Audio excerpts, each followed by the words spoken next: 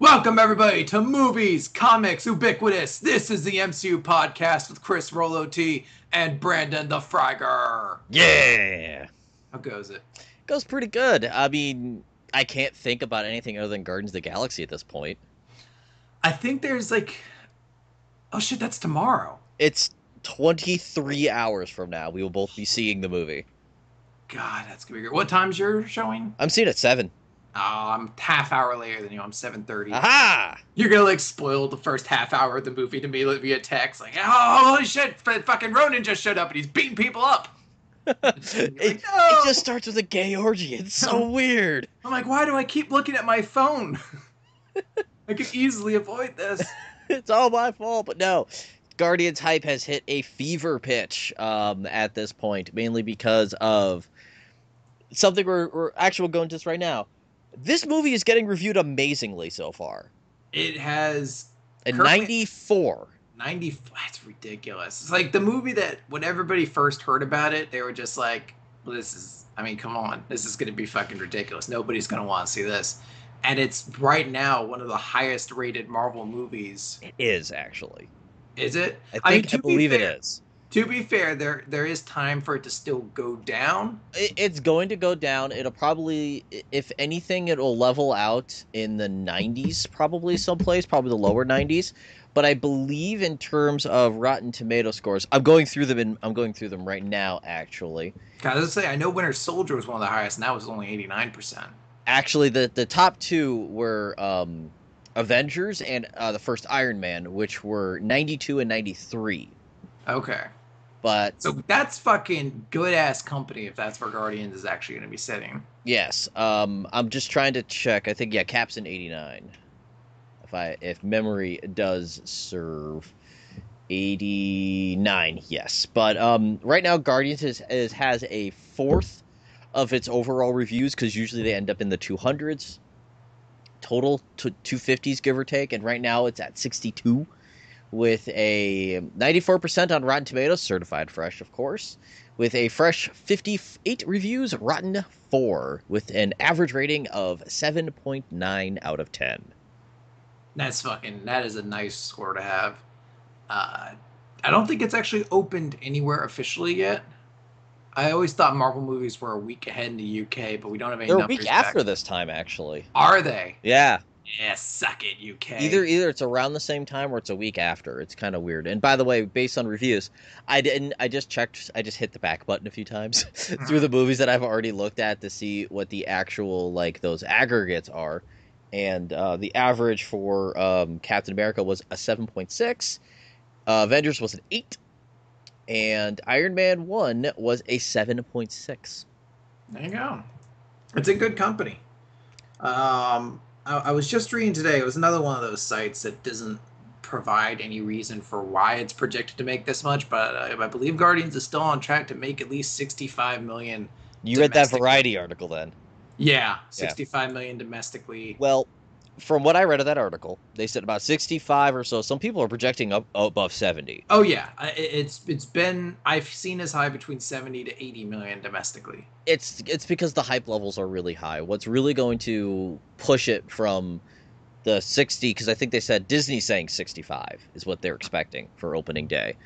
And I mean opening weekend, sorry. And 65 million opening day would be insane. I'd be like, did nobody see this? Well, memory serves. What did Avengers do? 100 million opening day? I think. That sounds crazy, but it's very possible. Well, don't forget that movie made an ass ton of money its opening weekend. It made about 300 million opening weekend. I wasn't following numbers as much back then, so. I remember shitting my pants when I was 100 million. Like movies now, if they open to 20 million, they're like, I'm shitting my pants in excitement. Well, to be fair, the Avengers it broke all of the records. So yeah, it did make a shit ton of money. Yeah, Friday it made 80 million, Saturday 69, God, Sunday 57. $80 million on Friday. That's insane. Yep. So that means that it did 200 million was its opening weekend. I'm sorry. I was a little off there. But yeah, domestic only 200 million opening weekend. So that's That's the big deal. That's why Avengers broke all of the records. I believe it actually shattered almost every single record except for maybe two when it comes to highest and grossing. Um, but when it boils down to Guardians, it's really gonna be word of mouth. Yeah. And that's right now, it's in a great place because everybody's talking about it in a positive manner thus Well, far. word of mouth is when they talk about something like what is it, Cinema Score, which is the word of mouth coming out of the theater. Yeah. I mean, reviews right now are strong, which is going to help get people. That's going to And help get people in seats. Yeah. If it helps, though, when people leave the theater, if they're also talking about it. Because the movie could get great reviews and have terrible word of mouth. Yeah. Which does happen, and that's when a movie has like a very strong opening day, and then the rest of the weekend is like, eh. Yeah, but I could see this being a movie that's heavily advertised so much that it's going to generate that word of mouth. And if the reviews are good for moviegoers, I feel that's going to carry through. I'm not concerned with Guardians. I feel I like am not. It's gonna bank hard. Everyone's projecting it's gonna bank hard, and it mainly has to do with the fact that we haven't had very strong weekends recently. No. Last weekend, I think Lucy took the top spot with like 40 million. How did that many people see that movie? I don't know. I regret seeing that movie. I don't. It was amazing. It was probably the best bad movie I've seen in the theater in a long time. Okay, I can argue. I can agree with it on that sense. I was like, please don't say it. Like, it was super smart. It was so dumb, but when she's convulsing up the wall.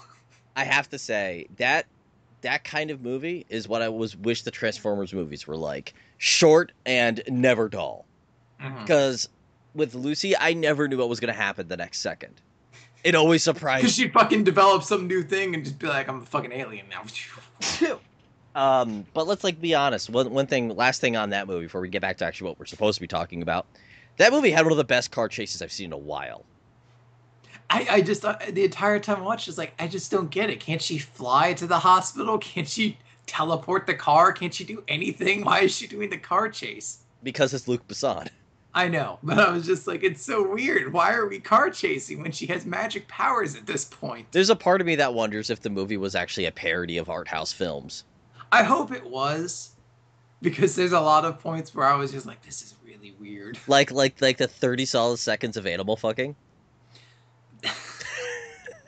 I'm sort of being like, I know what fornication is, movie. Like, it's just Morgan Freeman. Like, some cells will sit there and live to reproduce. It's just a whole bunch of animals fucking. Like, I knew what animals fucking look like. I do kind of hope that was the point of the movie. But let's get back on topic with Guardians. Guardians is just gonna make bank. I mean, a very good sign of it is that some of you may know my Monday nights is board game night. Mm-hmm. And I go to somebody's house and I bring the board games. And this week we were playing a game called Thunderstone, which is one of my favorite games. And we were sitting there, we were playing the game, and I'm kind of idly looking over at, because they live with their nephews. Mm-hmm. The nephews are watching Disney XD. And it was like a half an hour promo for Guardians mixed in with a show. That sounds pretty pimp. I mean, did you hear at Comic-Con, I think they announced that there's going to be a Guardians TV show. There is going to be a Guardians TV show, but this is where this was kind of funny. The main focus of this Disney XD special was on Rocket and Groot. Well, duh. I mean, they were. It was like, they actually almost said, like, and featuring Rocket and Groot. And there's some other dudes and stuff, but Rocket and Groot, buy this! And it was also really funny to hear, like, an 8-year-old saying, I think Vin Diesel would have been a better Drax. And I'm like, just sitting there going, I cannot wait to see this movie. I really can't. Yeah. Tomorrow's going to be the longest work day. Yeah, it's going to be a long-ass day. I don't know if I'm able to get anything done tomorrow at all. My goal is to hop myself up on Adderall and just focus work my way through the day. Because unfortunately, I'm without a car, so I have to walk about an hour to the movie theater, then walk an hour back after it's done. So that's going to be like the part where I'm going to be like, well, this is going to suck, but that's going to have to carry me through the way to the movie theater. So, anything else I wanted to mention about Guardians? They've started putting out their accolades spots, if you've noticed.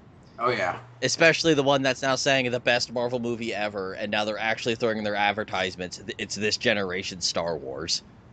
That's like the quote I so want to be like the truest part of all this. That this just becomes the sci-fi piece of this generation because we just like there's no defining sci-fi Space genre. opera. Space opera. You gotta be So, specific. There has been some science fiction films that okay, have there's kind no of defined this defining generation. space opera Yeah. in this generation. If there has, it's always been remakes.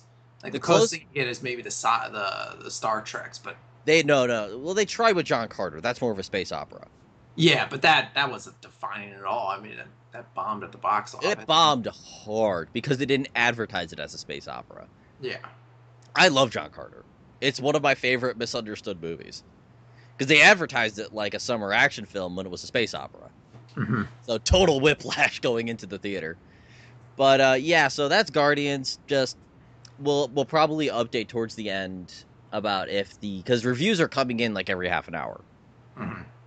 for the film. Like at the start of the day, it was like in the 40s for reviews. About 15 reviews have been added today alone, and it's just going to increase for the next couple of days. But we have Comic-Con news, which is going to be very light because there actually wasn't a ton. Yeah, we thought that this was going to be the week we'd have like even more to talk about than our 2 hour special last week. We were wrong. But no, no one really had that much to announce at Comic Con, and a lot of the stuff they announced was kind of stuff we knew already. It's sort of weird when the biggest announcement to come out of Marvel at Comic Con was that Mockingbird is going to be on Agents of S.H.I.E.L.D. next season. But we did get some news. I thought This, that the funniest thing was one of their big announcements was everyone was saying Josh Brolin confirmed for Thanos. It's like we've known this for yeah, like a month. I was like, I didn't assume they brought him on for Guardians and then just weren't going to use him in anything else. Yeah, but they didn't say confirmed for like just the Avengers movie. They said confirmed as Thanos. Yeah. And I'm like, but we've known that. Yeah, I was like, this wasn't really. Well, they had that with the Ant-Man news as well. They're like, we're Evangeline Lilly's playing fucking Wasp or whatever her name is. We're like, we knew this already. This has been like. I know. I actually thought that was actually a new announcement where she was playing. She wasn't playing Wasp. She was Well, playing. they announced who she's actually playing, and that's news. But we knew she was playing the female lead in the movie. We will. Yeah. We knew the female lead. We didn't know the name. We didn't Yeah. know that it was Hank Pym's daughter. Well, we'll see. We'll get to that in a little bit. You will. Okay. That was the only thing I really paid attention to was the MCU panel. The first thing that came out, actually, this came out, I think, maybe right before Comic-Con, but Marvel announced another date that they're going to be adding. They added a date in May of 2018. So 2018 is now has 3 dates in it as well. May 4th, basically, Amazing Spider-Man 3 shifted, so it left that May date, and Marvel was just like, give us that. Yoink. Give it! So now Marvel has another date in there, and this is the one I think a lot of people are kind of projecting that might be Avengers 3. Yeah, that really looks like it because it's the distance and time away and the right time of the year. Mm-hmm. So very likely that could be Avengers 3. We'll find out with that. But hey, another fucking movie in there. If that is what's going to be Avengers 3, then our Phase 3 is going to be Pretty packed. 7 movies? I think after they did Phase 2, they kind of realized that they probably wanted to do a few more movies in there. Mm. So they probably were like, yeah, let's amp it up. Actually, no, I think 8, because there'll be Ant-Man as well. Ant-Man and 2 in 2016. I know 3 in 2017. So 6 movies, never mind. Yeah. But that's still a lot they got in there that they can play around with. So cool things coming out there. There was a set of images that were released. Basically, as soon as Comic-Con came out, posters started coming out of the Avengers fighting against a horde of Ultron bots. And at first, I think the first ones that came out were like Iron Man and Scarlet Witch. And people didn't realize at first that all these posters started connecting to one another until they noticed, like, hey, that looks like Hawkeye's arrow in that one picture, and that looks like a little bit of Captain America's shield. And then as the weekend came out, all the other posters came out, one for each character, and we see that it collects into one giant battle poster that is fucking awesome looking.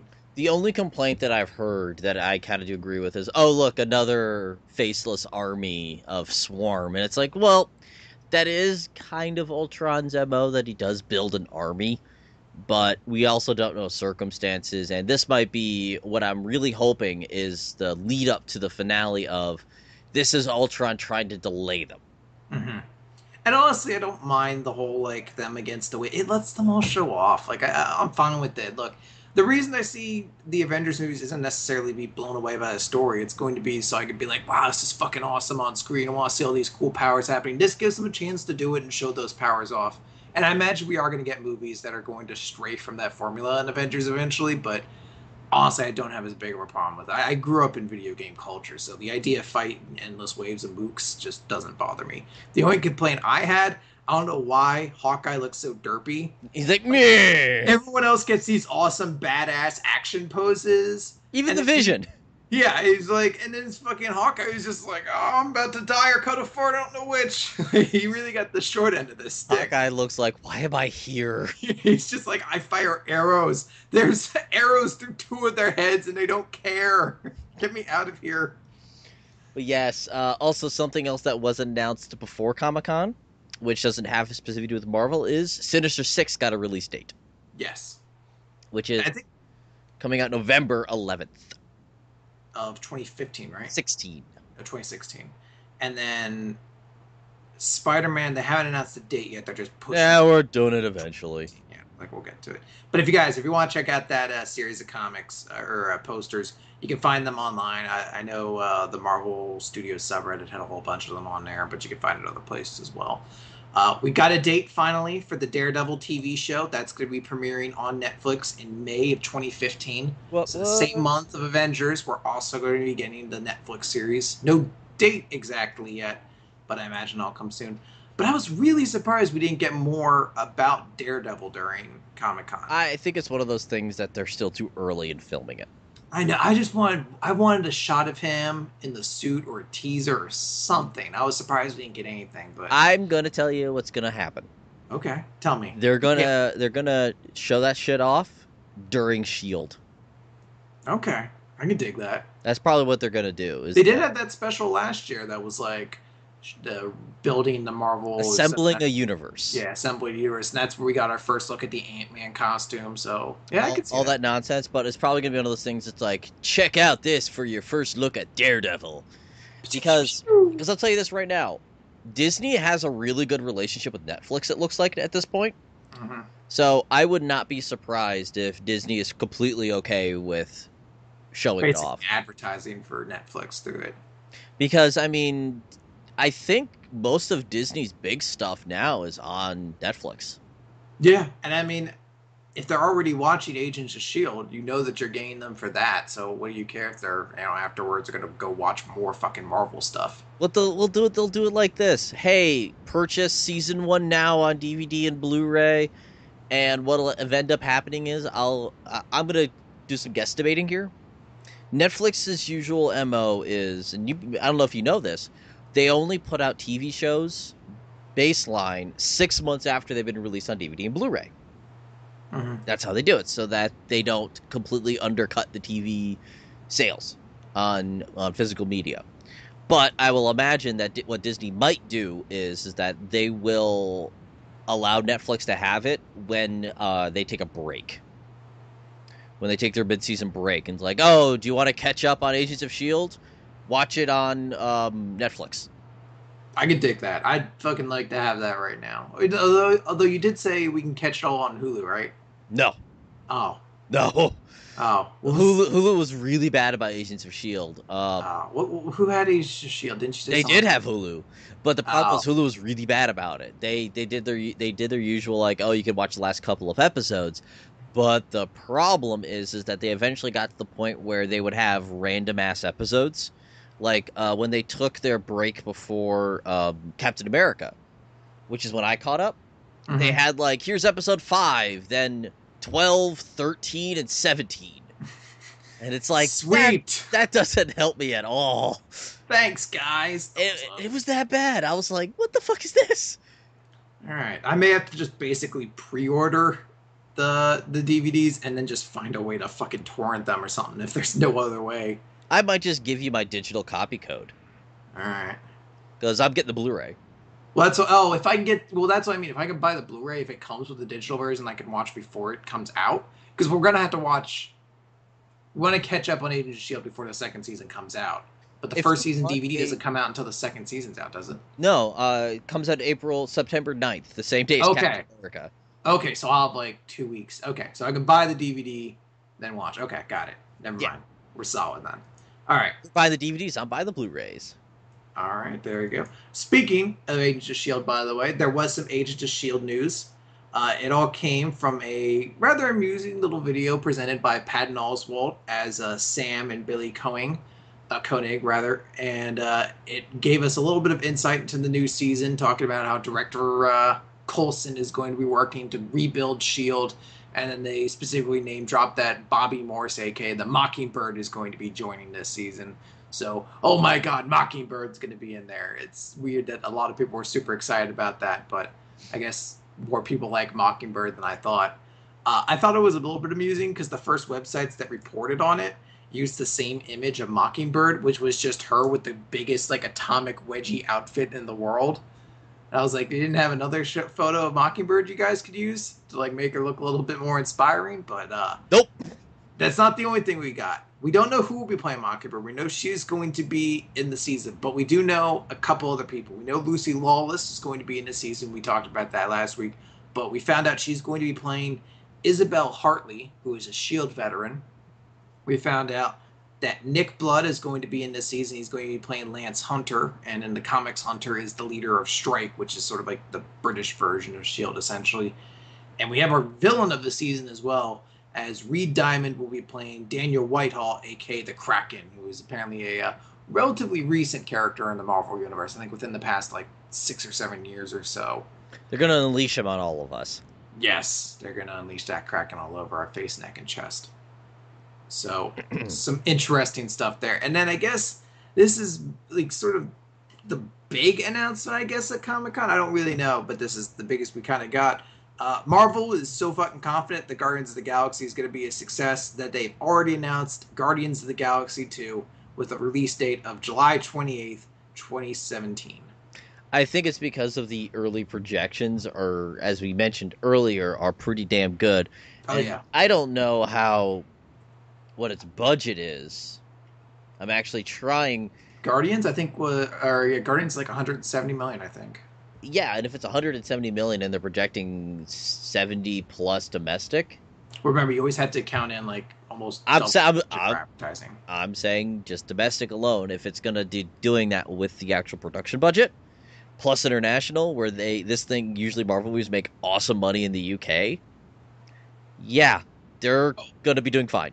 Oh yeah, they're definitely going to be making their budget back enough to make this a worthwhile investment to keep this going. Because Guardians of the Galaxy 2 is going to be something that's just going to make more money, especially if Guardians 1 is like critically successful.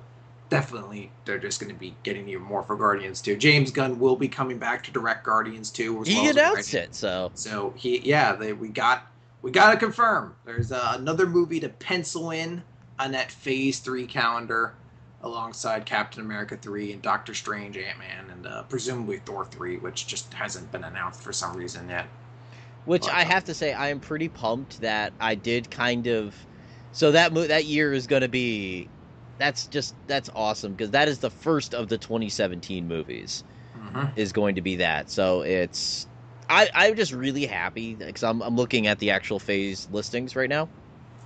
The fact that it's going to be Cap, then Doc, then Guardian. So it's going to be 3 completely different sections of the universe in a row. Oh, yeah. You're going for the fucking, like, down-to-earth political, into the super crazy magic world, and back into space.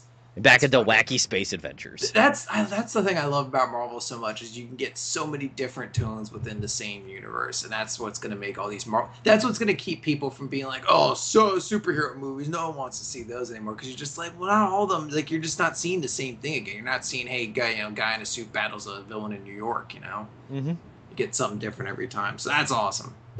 And congratulations to James Gunn. It sounds like he's getting a lot of credit. He did look a little ragged. Oh God, I can only imagine. That dude's been on non-stop press tours. Yup. I can imagine he's just like, hey, guess what the next 6 months are? Me fucking in my bed, jerking off, doing nothing. Knowing him, he's a workaholic. He's probably already working on Guardians too. Yeah, probably. Probably. But yeah, so I am super ultra mega pumped of what that's going to entail, and yeah, I can't believe that. Other than that, we got a little bit of Ant-Man news. Yes, we got actually a fair bit of Ant-Man news, though. As we said, some of it was a little bit predicted before, but we got our big casting news out of it, which is Evangeline Lilly and Corey Stoll are both confirmed to be in Ant-Man. Lily, some of you might know as Terrell or whatever her name was, the elf chick in the newest Hobbit movie, but she also played Kate on Lost. She's going to be playing Hope Van Dyne, who's going to be the daughter of Hank Pym. And Stoll, who many of you may know from House of Cards, is going to be playing Darren Cross, who is Pym's protege, who then becomes Yellow Jacket, the film's antagonist. Oh, there's also a little connection with her I didn't completely get. She was in the Hurt Locker. Was she? Yes, she was the wife of Jeremy Renner. Ah, there we go. There She's you go. married Hawkeye. She's a hussy. There you go. Boom. You can't marry Ant-Man if you're already married to Hawkeye, jerk. No, but these both were little pieces of news I've kind of already known. She's not married to Ant-Man. She's his daughter. Well, she's going to marry the new Ant-Man. Stupid. It's being dumb. Your face is dumb. I don't know if I've mentioned this before. I'm skeptical in this, not because of the cast decision. If you watched Lost and you were of the same mindset as me, you hated Kate. I fucking hated Kate in Lost. And I didn't know if it was the actress necessarily or the fact that the character was just written to be the most frustrating ball of stupidity in the planet. So I was like, okay. Then I was like, all right, she's in Hobbit. I want to sit back. I'm just going to enjoy this. I don't think she's that bad of an actress. I want to enjoy it. But then her character in The Hobbit sucked as well. And I was like, shit, maybe this girl just keeps getting bad roles or something. So this is going to be like her third chance for me. And I want to like this role a lot. I want to like her. But she's skating on thin ice for me. I think this might finally do it. And fucking Hope Van Dyne sucks. I'm going to fucking Evangeline Lilly and your shitty characters. But no, I am excited. Corey Stoll seems very cool. I haven't watched a whole lot of House of Cards, so I can't comment too much on him, but a lot of people seem to be pretty excited about this. Him playing Yellow Jacket, I think, is cool. There was an interview that I saw on the Marvel live stream they were doing of him, Michael Douglas, and Paul Rudd talking about Ant-Man, and they all three of them seemed pretty charismatic and funny on that, so I think that we can get something really good off that. I was going to bump in and say, I was also looking through Corey's list, and he also has a connection to Jeremy Renner. He was in The Bourne Legacy. Everyone connects. Jeremy Renner's like a 6 degrees of bacon at this point. The 6 degrees of Renner. I know. That guy can fucking find his way into a whole lot of things. I was just looking through Paul Rudd's go, is he connected to him at all? Then I'm like, I don't know Jeremy Renner's filmography that well, unfortunately. You don't have your 24-hour Jeremy Renner-a-thon anymore? I'm not that person. I know some people who might, but sort of in small connected news, where there are a few departures that happened from Ant-Man in the past week. Patrick Wilson, Matt Gerald, and Kevin Wiseman are no longer going to be in Ant-Man. Matt Gerald and Kevin Wiseman were written out of the film. Basically, their characters are no longer in the current version of the film that exists. And Patrick Wilson had to leave the film due to scheduling conflicts that were caused by the delay. So all this is understandable. Yeah, it's unfortunate, but it happens in the industry. So just get that out there. But if you guys haven't seen, there actually is a poster that was released for Comic-Con, but you can see this. Of Ant-Man with him in his suit shrinking down on an ant with wings. You see Michael Douglas and Paul Rudd in the background behind them. It's a pretty cool poster. It's 80s as fuck. It is. And it really looks like the guy who did it was very inspired by Drew Sturzon to do that poster, who's like the master class of doing posters. Oh, God, yes. I still love the bit about him with The Mist, which was really cool. The Mist? The movie The Mist? Did he do something for that? Wasn't The Mist? The Mist, the main character is a poster artist, Oh, okay. and the poster in like his gallery were all Drew Struzan pieces. And Ah, the piece that he was painting, which is a poster of the Gunslinger, was actually done by Drew for the movie. that's pretty cool. And there is a like 20-minute featurette on the Mist about him, Hmm. which is a really cool featurette, all about like Drew's history with making posters and how he's made some of the most influential posters like ever. Like I have one of his on my wall, because I have his Empire Strikes Back poster. You sit there and you stroke it at night sometimes, like, oh, your shoes on. It's a little far away for me to do that. You helped Right. make my I tried. childhood. He also did more recent. I think one of his most recent ones that was the main poster. He did the first Harry Potter poster. Oh, that's right. I do recall that. He He's hasn't great. he hasn't done a lot recently. It's just because I think he's retired. Yeah, I mean, dude's been working in the industry for like what, like 40 years. Yeah, forever. So I can imagine him. At some point, we may actually sit down and talk about posters because posters, like did like we've talked about in the past, is a part of the whole thing. Mhm. Its tone, it tells you things like Guardians of the Galaxy's poster is very clearly Star Wars. Yeah. That's the point. Whereas like Iron Man 2's poster is really bad. It's two dudes. They're not looking at each other. Dude.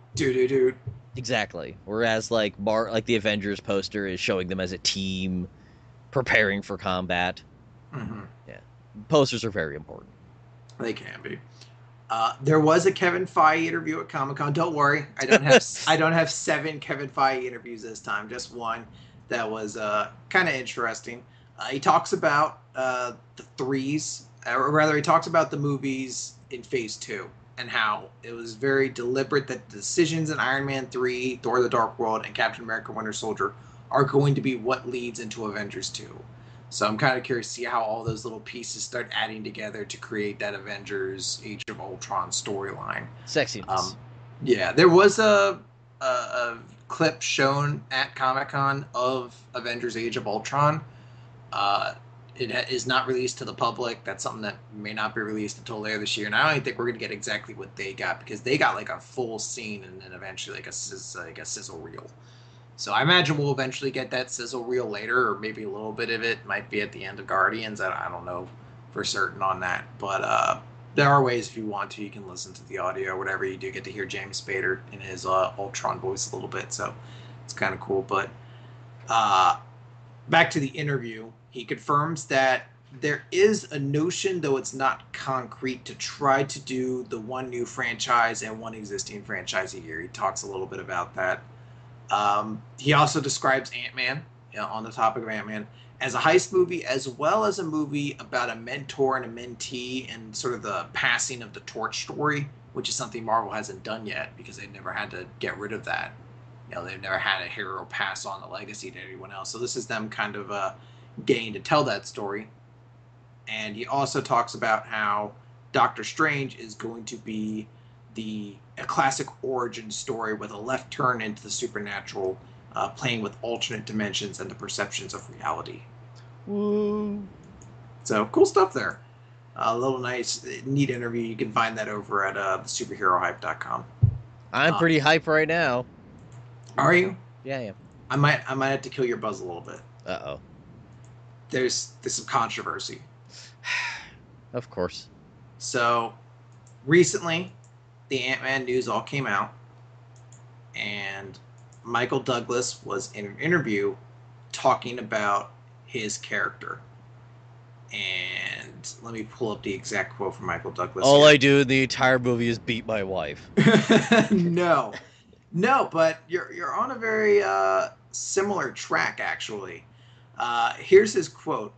My name is Dr. Henry Pym. I'm an entomologist. I'm also a physicist, and I discovered in 1963 a way to blah, blah, blah. Not only that, but I was able to find a way to communicate with ants. But unfortunately, during this process, a tragic personal accident happened to my wife, my daughter, Evangeline, and Hope.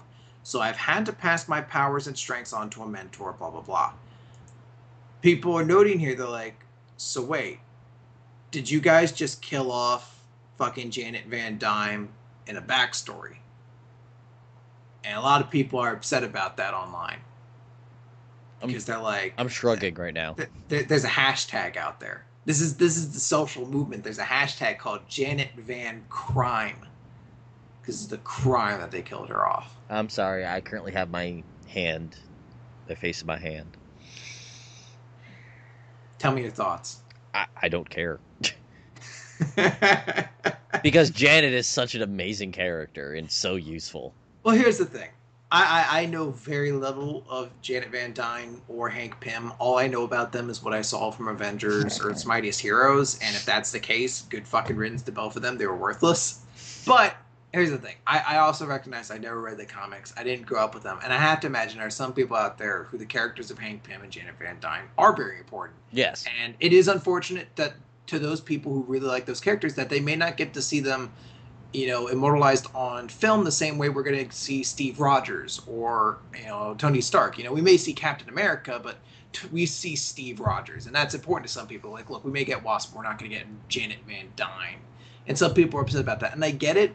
But in the same respect, you can see that this is the decision that Marvel is going with. They're like, look, we feel that Scott Lang is going to be a more interesting Ant-Man for what we're going to try to do. And we can tell that we have Evangeline Lilly's in the movie. She's playing Hope Van Dyne, so she's playing her daughter.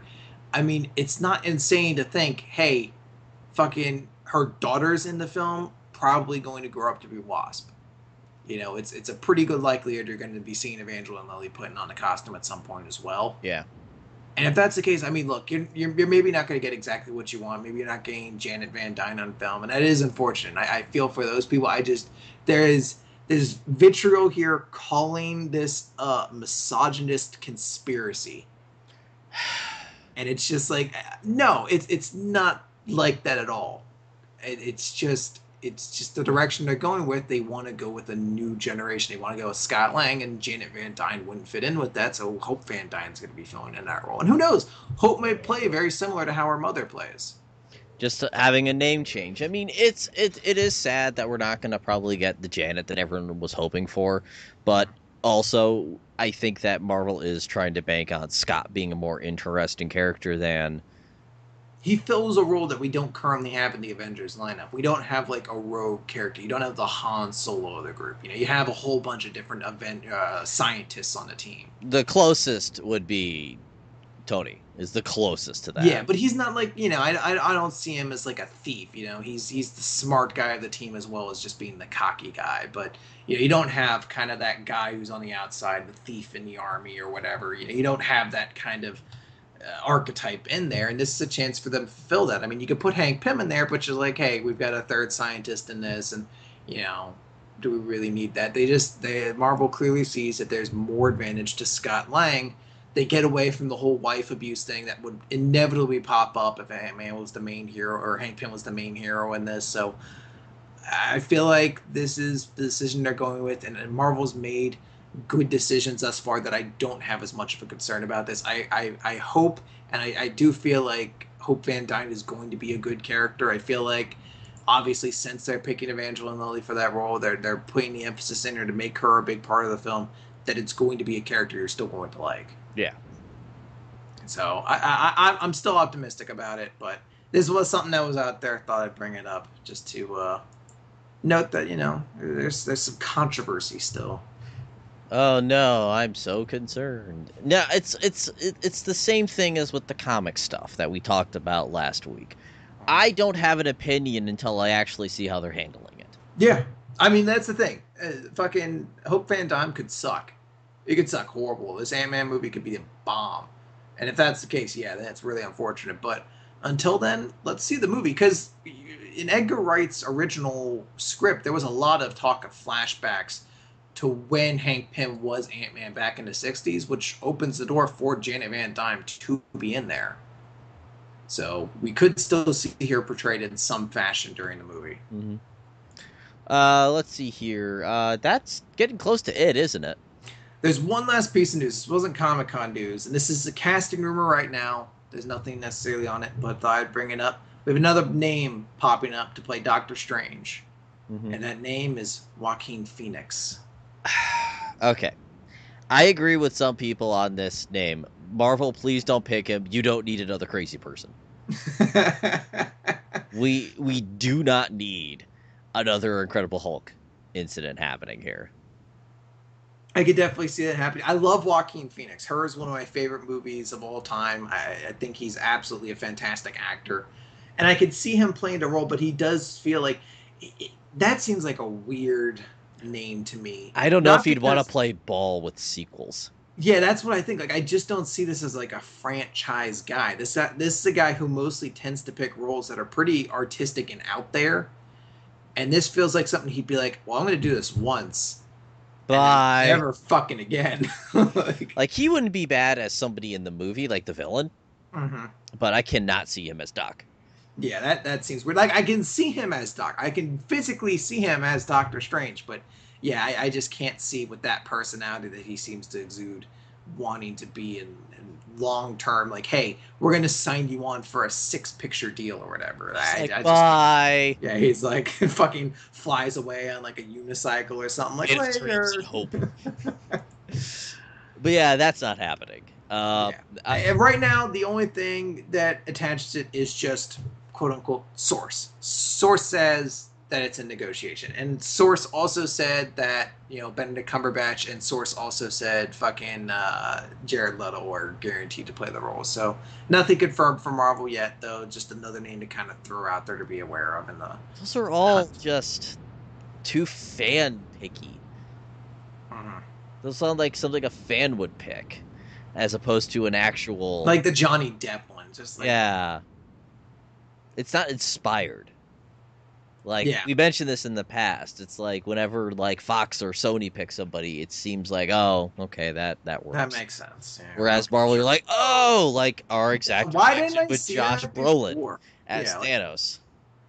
why didn't I see that from the very beginning? So I almost want them to just cast Doctor Strange now so we can be like, good, that's who it is. But I feel like we're not going to get anything on Doctor Strange for quite a bit. I mean, that movie's not probably going to start filming for like another year. Well, it So, depends on how they're going to write the movie because I think they're still writing it right now. And if they pick their guy beforehand, they can write to the actor, which is usually a very good practice. Kind of like you could kind of tell that Star-Lord's written really for Chris Pratt. oh, yeah. So it does help when you have an actor in mind, although it wasn't written for Chris Pratt at all, which is actually something I do need to mention. But sometimes when it is written for a person, it comes out perfectly. Actually, a better example is Robert Downey Jr.'s Iron Man. You can tell that was written for him. Well, I mean, half that movie wasn't written to begin with. Yeah. So, yeah, that's basically it on Marvel news right now. It's a little bit of DC news. Do we want to bring that up? Okay. So Let's get the first big piece of news. We now have our Trinity. We have our Superman. We have our Batman, and now we have our Gal Gadot Wonder Woman. As we got released the first photo of Gal Gadot in her Wonder Woman outfit. I like this outfit in design. I think in design, they managed to get as close to the Wonder Woman outfit as you could possibly get without it looking ridiculous and silly on screen. I think it's okay design-wise, waist up. And I'll get into that when we get to the nitty-gritty. Okay.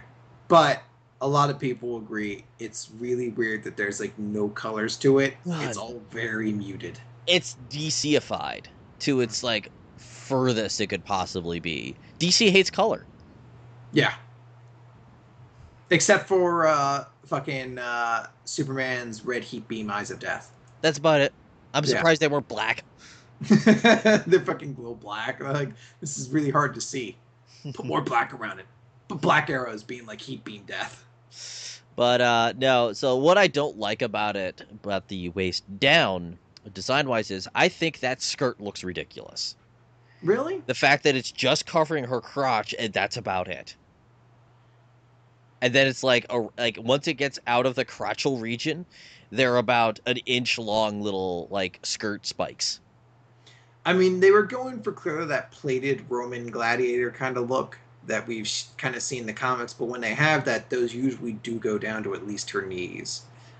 I wouldn't mind it if it was maybe down to mid-thigh, just so it didn't look like, Like I think I spent like 3 hours making fun of it on Twitter when it was announced, and being like, I can just imagine like some sleazy being like, "Oh, do we have to cover her crotch? Fine." Can't we just make her wear booty shorts? That's about it. And Basically. and that's the thing I don't like about it. It's like, come on, do we really have to do that? It's like, and also, I mean, I'm okay with the leg armor, but does it have to be that high? Like, I think it's that high. It's almost like they designed those first to go, crap, we can't really give her a skirt. Well, I think Shit. it's weird that she has heels. Like that she has like elevated I platform think a boots. lot of hers kind of do. But I know why they did it because they don't want her to like even with camera tricks, it's even more work to not make her look dwarfed by the other two actors, Yes. Henry Cavill and fucking like 6'4" Ben Affleck. But it does like that's one of those things I'm just like that's such a weird thing for a superheroine to have. Like where'd you get heeled gladiatorial boots? Well, obviously she made them. I guess. Like, is that a big thing in Themyscira to fucking like make sure your butt looks good when you're battling in combat? Mm. Give it that Also, extra lift. she looks super angry. Well, yeah, this is fucking DC we're talking about. Exactly. Do you know the story this is based off of? Of course, she's got to be angry. Which brings us to our second piece of news. We can come back to Wonder Woman. I just had to bring this Yeah, up. yeah, I'm done with that. I could just keep going. The first test shots of Batman versus Superman are out. Have you seen these? I've seen some of them. Okay, this shows the new bat signal, which if you haven't seen it because of what like the bat logo is like on fucking Batman's chest, it just looks like a fucking like black. It looks like a sensor bar over a light because that's how the Batman symbol looks like in Dark Knight Rises or Dark Knight Returns. Which, if you weren't sure this movie was super based on, all you had to do is check out these images of Batman in his super bat armor hooked up to the fucking bat signal, and you're like, oh, okay, so you're just this is exactly what you're going for. It wasn't just a quote to inspire the theme. You were going for Batman: The Dark Knight Rises. Yay! It also features a shot of Superman in the air with his heat beam of death eyes glowing, because that's very Superman of him. Mm-hmm. And the two of them are gonna have a fight. It's in the title of the movie. You know, I am super excited that the first time we're going to get a DC combination movie, it's going to be them fighting. Yay. Mm-hmm. Thanks, DC. Making it easier for Marvel. I mean, people are going to want to see it because of that, but it is just weird. Like, I don't know. Like, I don't want to harp on the fact it's like it just doesn't make sense for the characters because it's like I think almost everyone realizes that by now. Like, the DC movies are completely different than the characters they have from the comics. Like, this isn't like DC Superman. This is the DC universe Superman, who's just Kind of a dick. Kind of a dick who doesn't give a fuck about people. And you know, I am just getting tired of DC like being adverse to honoring the comic. That's the big difference between Marvel and DC is that Marvel always, even if their characters are different than what you get in the comics, they're always going to still pay homage to them throughout the creation and throughout the process. So even if a character is slightly different, it's always going to be like, hey, but this is like what they're like in the comics. This outfit looks like what they'd wear in the comics. The way they talk to this person is like how they would in the comics. You know, we're still going to try to keep this as familiar as possible, but we're updating it to make things more accessible to a mainstream audience. Mm-hmm. DC's like, fuck it. Batman would be really cool if he just beat the shit out of Superman. Because Superman would be so much cooler if he fucking was always like shooting at his laser beams and shit. yay. So there was other DC news, but I know you probably didn't pay attention to it. They talked about Arrow a bunch. Did they? They did. Because fun fact, I've been seeing you on Twitter talking about Arrow. yes, since they announced some stuff, I'm like, you know what, I should finish Arrow. And in the past 6 days, I've watched 2 seasons of Arrow. How's that gone? If we have time today, I'll talk about it. I think we may have time today for it. Well, remember, we still have to cut at the end of this episode to our Those will probably be 5 minutes in total. So I'm gonna ramble for half an hour just so you don't get to talk about Arrow this week. But yeah, they talked about how one of the cool thing that Arrow does is that they make a season long villain. Season 2 is Deathstroke, Mm-hmm. which It's fucking awesome. which was actually a really good season. In the end with that, and it looks like season 3 is gonna be Ra's al Ghul. Oh, that's pretty fucking wow. That's a are those normal fucking Green Arrow level villains? Well, League of Assassins was throughout season 2. They kept bringing up League of Assassins, and I think it's mainly because there's a little. He was trained by. They were kind of hinting at maybe one character was a League of Assassins material, and so that's gonna be popping up. But yeah, they showed Raz in Shadow with his sword and all that at the end of their big look at what's coming at season 3 trailer. Which, by the way, do not watch their season 3 trailer if you do not want spoilers for the entire series, because they show off major events for all the seasons, which I was kind of pissed about because it showed a character death.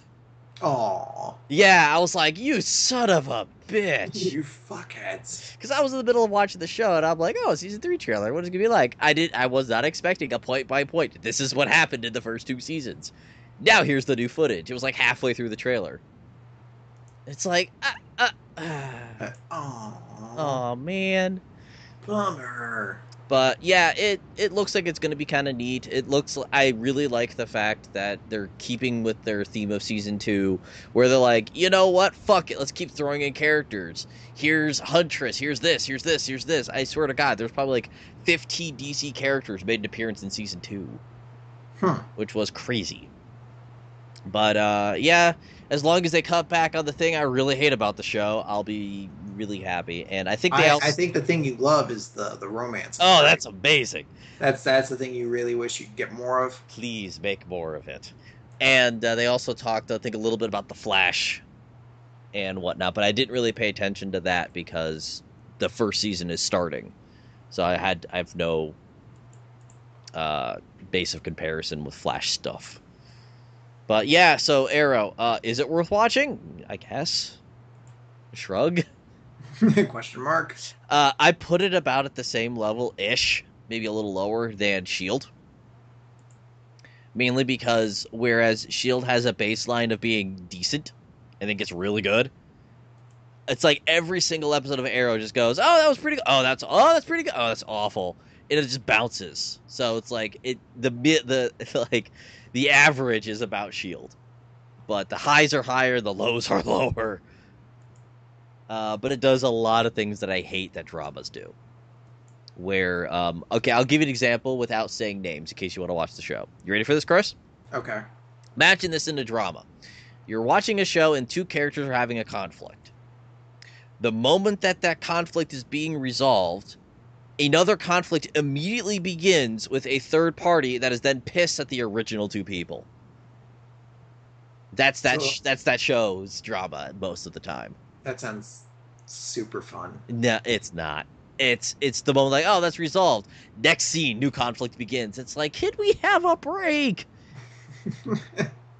But other than that, like the action scenes are really like the last 2 or so episodes of season 2 were really damn good because it had to do with an army being led by Deathstroke versus Green Arrow, the guy who's gonna eventually be Red Arrow, Canary, and a bunch of a League of Assassin dudes. How's Black Canary in that show? Very good. She's actually a main character in the season 2. Ooh, very cool. Yeah, she just kind of shows up and is like, I'm Canary. And it's like, sweet. Does she have the scream? No. Oh. She beats people up with a bow staff. I guess that's cool. I guess. She's has magic scream powers. I think you're getting her confused with somebody else. Black Canary, doesn't she have? She's not called Black Canary. She's just Canary. But isn't... I think they're different people. Are they? I don't know my DC. It's fucking DC that... Hold on. DC Hero Canary. I just get Black Canary. I think that's Black Canary, but they're just not making her have sonic scream powers. Maybe she gets punched in the throat season 3 and she fucking like, I can scream super powerful now. Yeah, Ra's al Ghul just punches her in the throat. That'd be fucking awesome. Well, because in the actual series, she's trained by the League of Assassins, Okay. and she might be dragged back by at one point in the season. No.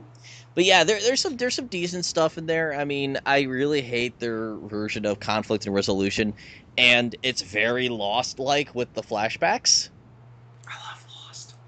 It's structured a lot like Lost, where and you know exactly what I'm talking about, where there'll be plot points that are about to happen in the current storyline that are then established in a flashback, Oh yeah. and sometimes they'll do a vice versa, where they'll set something up in the present day and then it will finish in the flashback.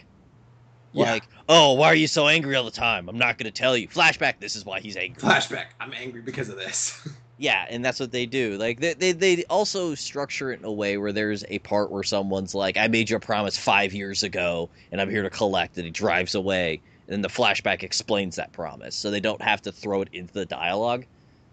So it's not like, I made a promise 5 years ago to make you suffer. Remember?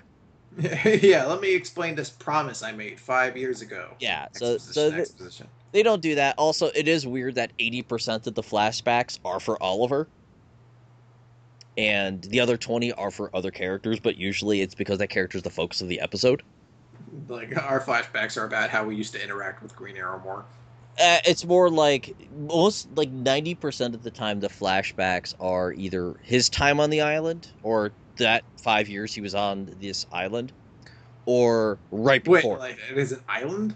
Yeah, he gets trapped on an island for 5 years. Like a magic island with a smoke monster? No, with Does Lost come back? no, he gets trapped in an island with Deathstroke. I was really hoping for a moment Lost came back. No, they don't go down. You got me so excited. There is an island and there's a lot of jungle stuff. And their base of operation is a crashed plane. Oh, come on. This can't be coincidence. See, why aren't you watching the show then, Chris? I'm because I'm trying to catch up on Justice League. I just got to that really sad episode where Solomon Grundy dies. Oh. Have you seen that episode recently? By the way, Solomon Grundy is also in Arrow. It's pretty cool. How do you do Solomon Grundy? They had his character name, and it's not really a spoiler, but the character dies. Aww. And I think Oliver said, well, he died on a Sunday, buried on a Monday. Or however it actually goes with the rhyme. Born on a Monday. No. It's the last two he does. Oh, okay, that's weird. All right, but died and buried, the last two. So it's like died on a Thursday, buried on a Friday. He does that. Oh, okay. Have you seen that episode though recently? I didn't really watch Justice League. Oh God, it's Justice League first and foremost is incredible. You need to see it. It's on Netflix. Watch it. I watched some of it when it was airing, but I think at this point I've seen enough of like those individual episodes where it'd be really hard for me to focus. Oh, it is just a moment though where like the entire like two-parter Grundy's just like Grundy want his reward, and like he dies and he's like laying there with Hawkgirl who's a professed atheist, and he's just like, is Grundy going to where his soul is? And she's like, Grundy, I don't believe it. And he just gives her this look like with this tiny baby smile like, oh, and she's like, yeah, whatever. You'll go to heaven and get your soul. He's like, Grundy get his reward. But it's just like the weak little smile he gives her when he's awaiting his answer is like the most pathetically adorable thing that Solomon Grundy could ever do. But yeah, in the end, I'd say Arrow's kind of worth watching. It's one of those shows where the first season's okay, and the second season's a bit better. Mainly because they cut down the love triangles by 50% in the second season. Ah, okay. There's a lot of romance shit in the first season. My plan was to watch all of Justice League and then Justice League Unlimited, and I was probably going to catch Green Arrow. Problem is right now season 2 is not available for streaming. Because I think they're probably going to bump it up around when season 3 is about to happen. So that might be how it goes down. There's some of it on there, but I actually say the best part about it is Deathstroke. They do a really good job with Deathstroke. His costume even looks good. Fuck yeah. Slade's like Slade from Teen Titans may be my favorite villain of all time. Okay, two things. One, Slade is almost a main character for 2 straight seasons. Sweet. He's actually a protagonist in the first season. Ooh. Yes. That's fucking sweet. Hold on 1 second here. Arrow. I'll actually show you how awesome his costume kind of looks in the show, to where he's kind of metal as shit. That's a good picture. So this is the something else, but here. That's the Grundy thing if you want to see it as well. Hey, that's a cool poster. I'll explain that in a second, but take a look at that picture.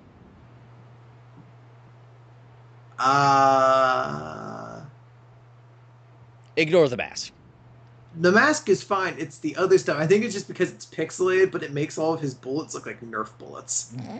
It is very pixelated. My bad.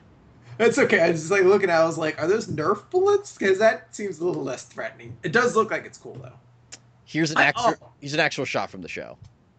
I heard a weird story that, like, have you ever watched Young Avengers? Or not Young Avengers, Young Justice? No. Justice, whatever the fuck, yeah, Young Justice, I think it was.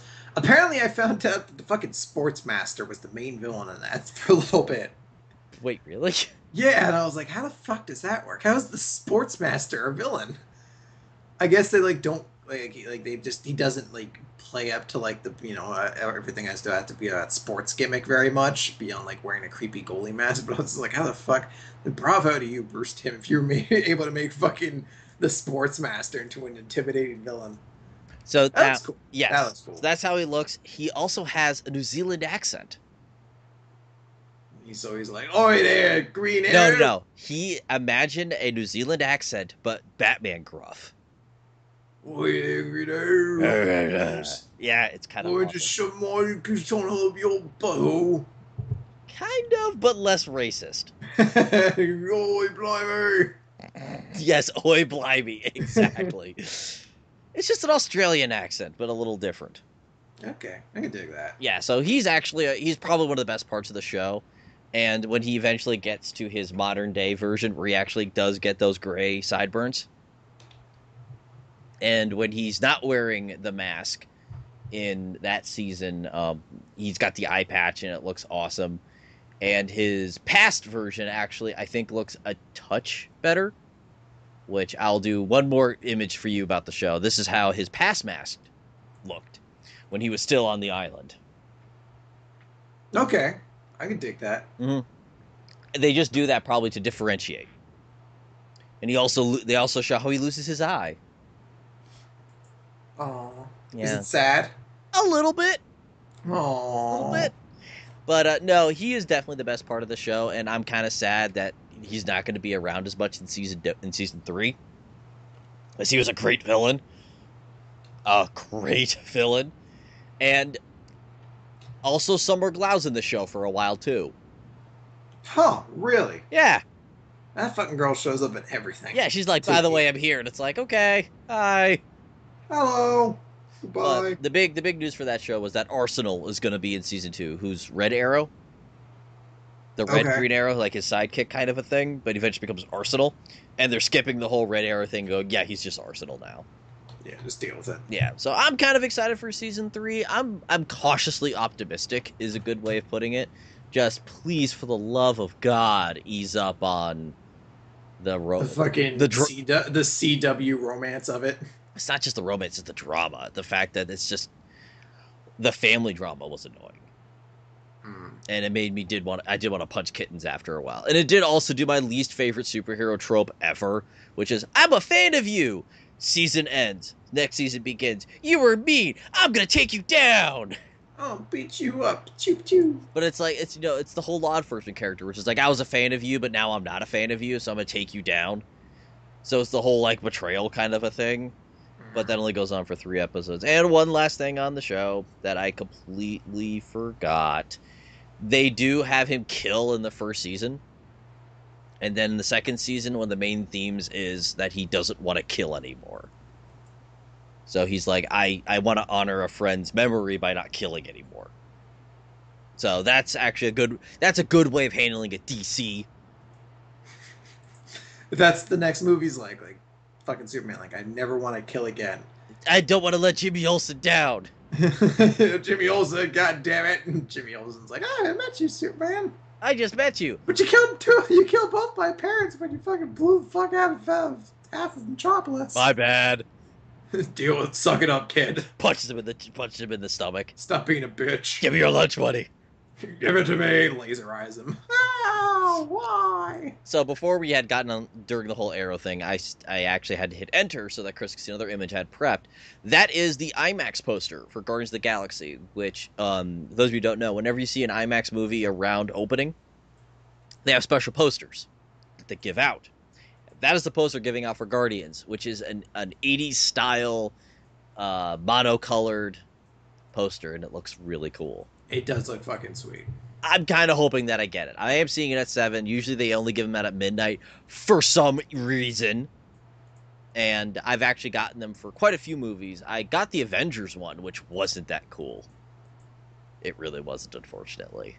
But, yeah, I missed the Cap one, which was rad as hell. So, I'm looking forward to... Your theater gives out the posters? Yeah, that's what the IMAX posters are for. They give them out. Ah, okay. But, like, yeah, so... There's that frowny face. Bummer. Yes. Anything else you want to talk about? No, that's it. That was all the news this week. We don't have any comics to cover, so we don't. We're taking a little bit of a break, even though we are sitting on the review that we did not publish. Mm-hmm. But yeah, fucking Collider, I hate you. What? I'm trying to grab an image of the IMAX poster that they gave out for Avengers, which I just gave to you. Which kind of looks lame. Yeah, it's not that great. Yeah, exactly. And I was like, oh, I'm going to click on this, like, get the image. So I can just send you an image. It goes, here's the main page of Collider.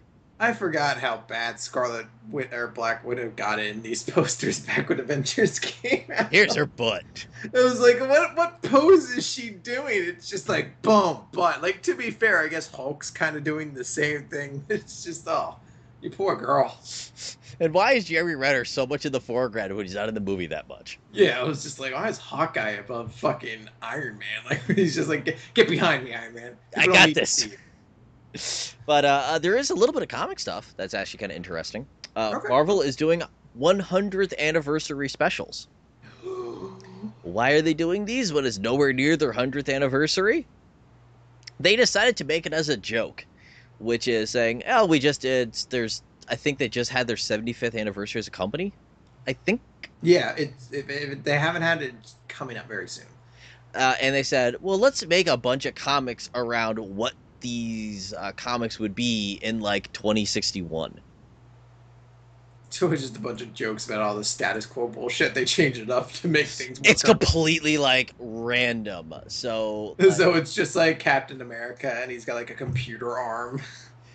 Like, the Guardians of the Galaxy, they're fighting Silver Galactus. Like, just take a look at this on Comixology.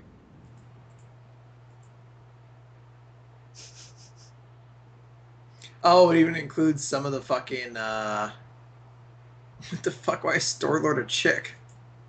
Because it's that far in the future. Oh god, Drax is Iron Man. Oh, wow. Can't you kind of get behind this? Yeah, this looks very silly. Oh, I'm guessing this is Star-Lord if Gamora and Star-Lord hook up. Yes, they're probably that's their kid. They also, you can see on the bottom of that page, there's a bunch of other stuff like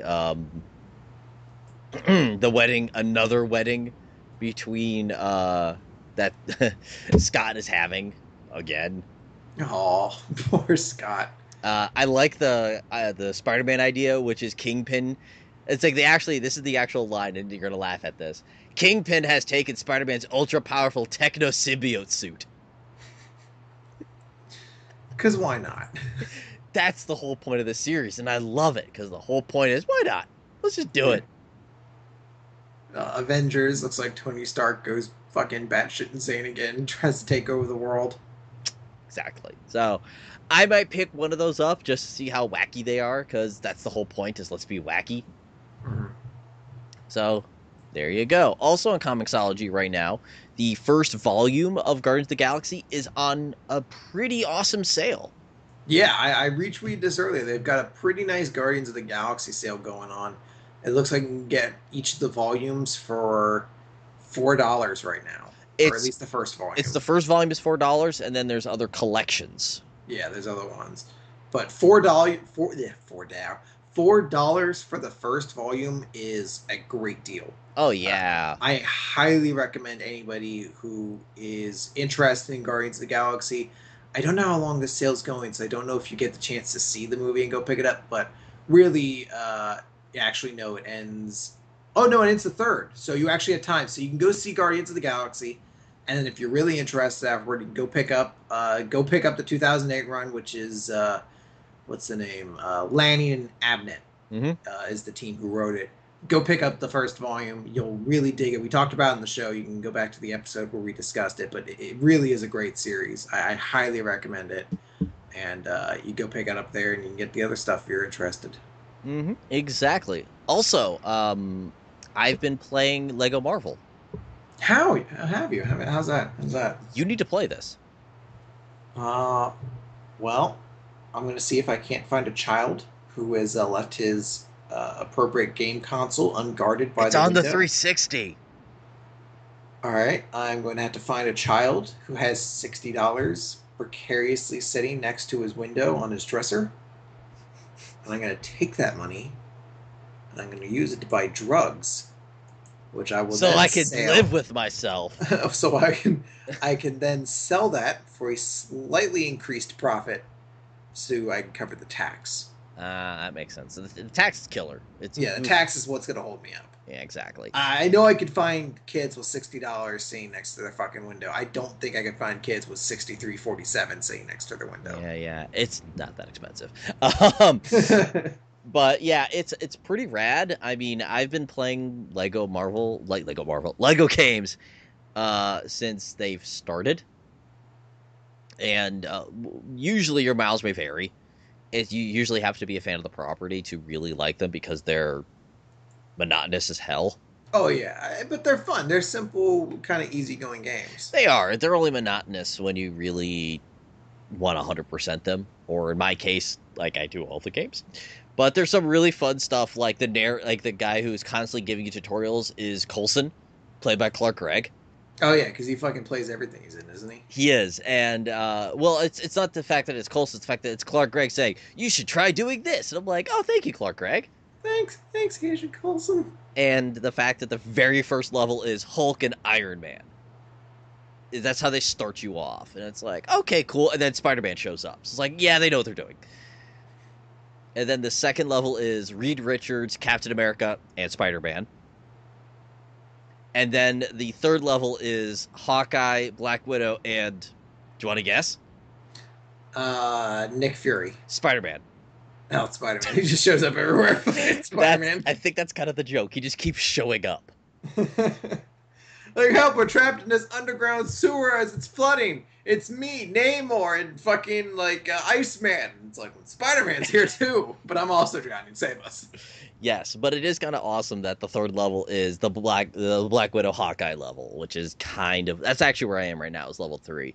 But there's, 70 unlockable characters in this game.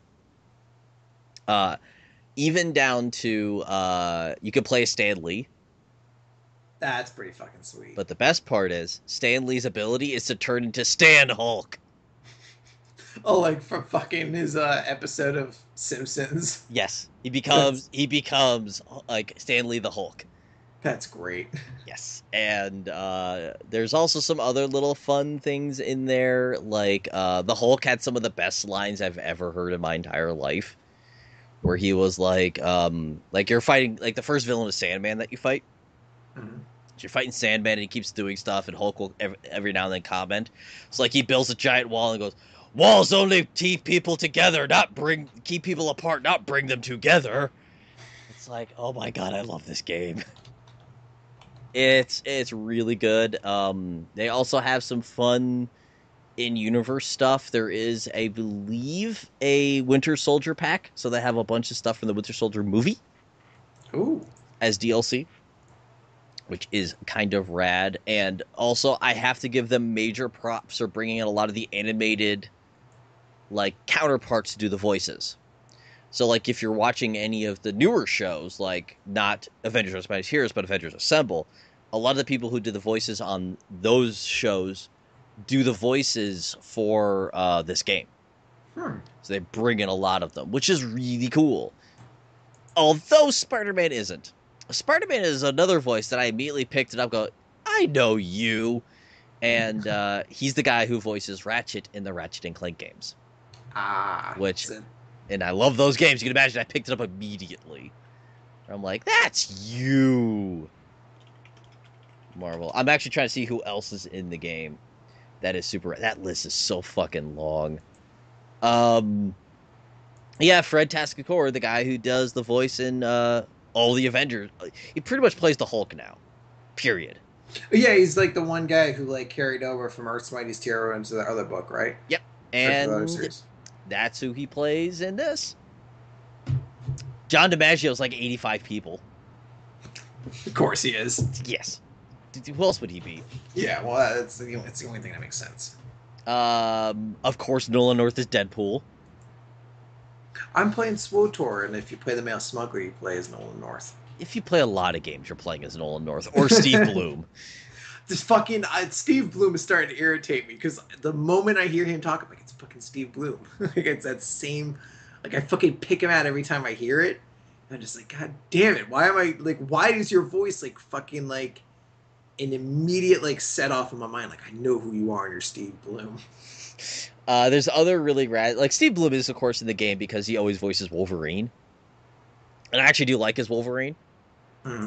That's the only time Steve Bloom kind of doesn't sound like Steve Bloom is when he's playing Wolverine.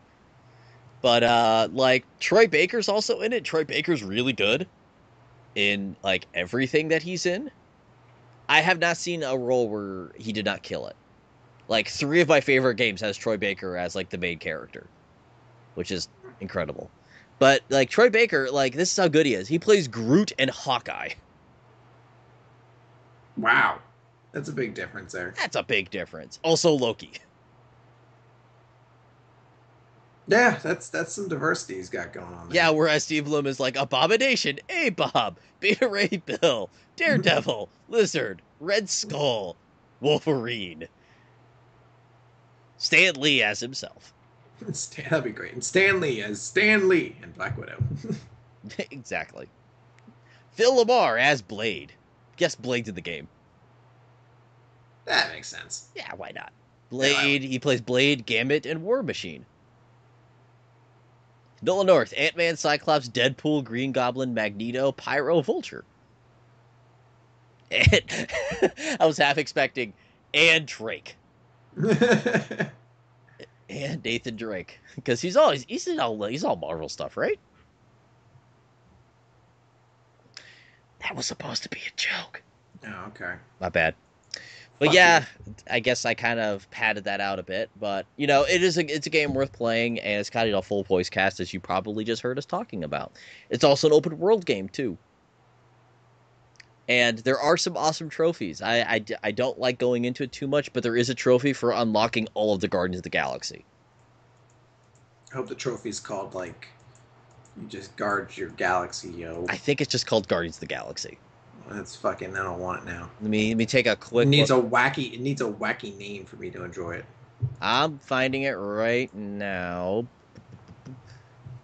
You know how they have get the full meters? Like when it's like True Jedi, as it was in the Star Wars ones? Vaguely. It's been like 6 years since I played a Lego game. When you get the amount of bricks that you need, it's called True Believer. That's pretty sweet. Yes. Let's see here. Where is it?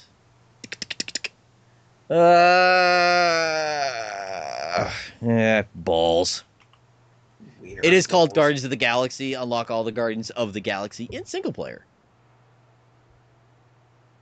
There you go. When you unlock a whole bunch of studs, it's got Billionaire Philanthropist is the name of that one. Very cool. Yes, so highly recommended. You can make Mr. Fantastic turn into a teacup. Sold out of 10. Can people drink out of him? Gross. Oh, I'm the gross one for wanting to drink out of a teacup he turned himself into? Yes. All right, fair enough. Touche.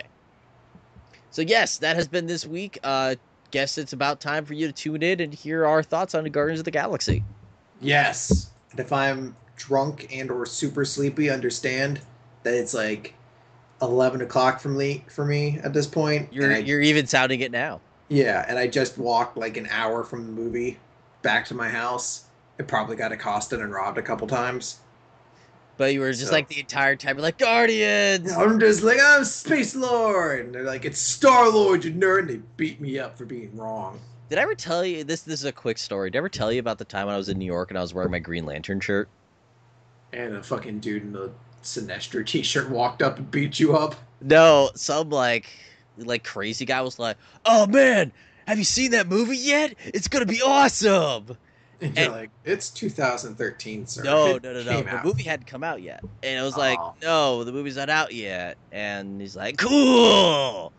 And I'm like, "Why?" I'd fucking love it if it was like, you're like, no, that happened like a week ago. I just didn't have the heart to tell them that not only has it come out, it sucked. I haven't burned this shirt yet, unfortunately. But yeah, so we'll see you guys next week. See ya! Hey everybody, this is Fragger here, and these are my quick thoughts on Guardians of the Galaxy. Go see it.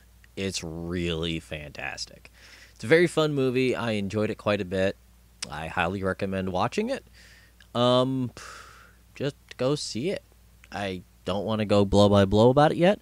That's what the spoiler cast is going to be about, but in all honesty, you should go and see this movie.